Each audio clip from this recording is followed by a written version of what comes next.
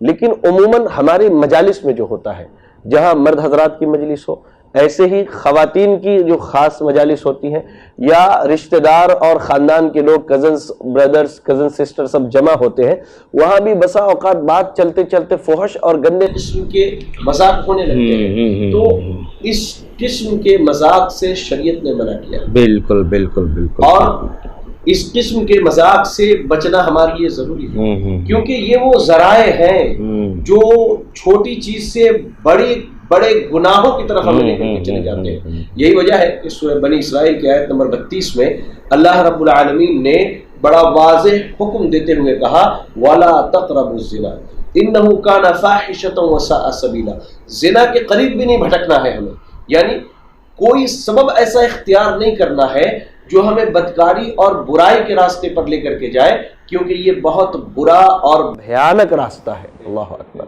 اس لیے کوئی بھی مجلس اگر لگتی ہے تو وہاں جب بات کی جائے تو خیر کی بات کی جائے، بھلائی کی بات کی جائے، ایک دوسرے کی غیبت، ایک دوسرے کی چگلی اور ایک دوسرے کے پیٹھ پیچھے بات کرنا یا گندے قسم کے مذاق اور فحش قسم کی باتیں کرنا، شریعت اس کی اجازت ہمیں نہیں دیتا ہے۔ اس سے ہمارے مرد اور خواتین سب کو بچنا چاہیے، یہی ان کے لیے خیر اور بھلائی کا معاملہ ہے۔ ماشاءاللہ، بات بالکل واضح ہو چکی ہے کہ مذاق شرعی طور پر اسلام میں جائز ہے، لیکن ایسا مذاق جو جھوٹ پر مبنی ہو، ایسا مذاق جو کسی کی بے عزتی کرتا ہو، ایسا مذاق جس گندگی ہو، ناپاکی ہو، فحش ہو، ایسے مذاق سے اسلام روکتا ہے، سختی سے روکنے کی ضرورت ہے۔